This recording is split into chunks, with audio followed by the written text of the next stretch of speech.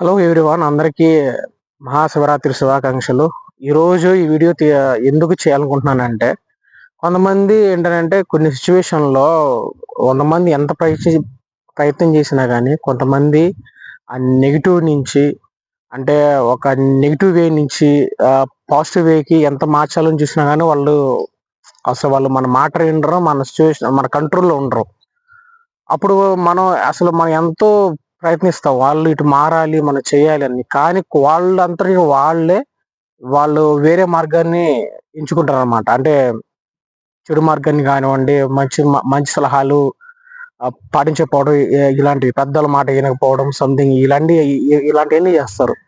అంటే ఇప్పుడు ఒక మనిషి ఈ సిచ్యువేషన్ ఎలా హ్యాండిల్ చేయాలని మన మహాభారతం యుద్ధం అయిపోయిన తర్వాత శ్రీకృష్ణ భగవానుడికి గాంధారి శాపం ఇస్తుంది. మీ యదువంశం మొత్తం నాశనం అయిపోద్దని ఒక శాపం ఇస్తుంది. దాన్ని శ్రీకృష్ణ భగవానుడు ఆనందంగా తీసుకున్నాడు. కొన్ని సంవత్సరాల తర్వాత ఏంటంటే ఆ శ్రీకృష్ణ భగవానుడికి 80 మంది సంతానం ఉన్నారు. ఆ 80 మంది సంతానంలో 72 మంది చనిపోయారు, శ్రీకృష్ణుడు ముందే చనిపోయారు. అంటే వాళ్ళు సంథింగ్ కొన్ని కారణాల వల్ల, కొన్ని వ్యసనాల వల్ల కొంచెం చనిపోవడం జరిగింది. అంటే ఇది నేను ఎక్కడి నుంచి తీసుకున్నానంటే, ఇది మన మన కరిపాటి నరసింహ గారు చెప్తారు ఒక వీడియోలో. నేను ఆ వీడియోని స్ఫూర్తిగా తీసుకొని చెప్తున్నాను. ఏమైనా తప్పైతే క్షమించండి. ఆ సిచ్యువేషన్ ఏంటంటే శ్రీకృష్ణ భగవానుడు కూడా కానీ ఏం చేయలేకపోయాడు. ఆయన కూడా ఇప్పుడు వేరే వాళ్ళు కూడా అడిగారంట ఆయన, అయ్యా ఏంటి మీ కళ్ళ ముందు ఇంతమంది చనిపోయినా కానీ నువ్వు అలానే ఉన్నావంటే, అది వాళ్ళ కర్మ అండి. వాళ్ళ కర్మానుసారంగా వాళ్ళు వెళ్ళిపోయారు, చనిపోయారు, దానికి నేను చేయాలను అంటే అలా అన్నారు. శ్రీకృష్ణ భగవానుడు లాంటి వాడు అలా అన్నాడు. అంటే మనం కూడా ఏంటనంటే, మనం మన మన ఫాదర్ని కానీ, మదర్ని కానీ, సంథింగ్ మన కుటుంబంలో కానీ, లేకపోతే మన బెస్ట్ ఫ్రెండ్ అయినా సరే, లేకపోతే మన తమ్ముడైనా సరే, వేరే రిలేటివ్ అయినా, ఎవడైనా సరే, మన మన అనుకునే వాళ్ళు ఏంటంటే, వాళ్ళు ఒక రాంగ్ డైరెక్షన్కి వెళ్తుంటే మనం వాళ్ళని ఒక సరైన మార్గంలో తీసుకురావడానికి చాలా ట్రై చేస్తాం. మీరు ఇటు రండి చాలా ప్రయత్నిస్తాం.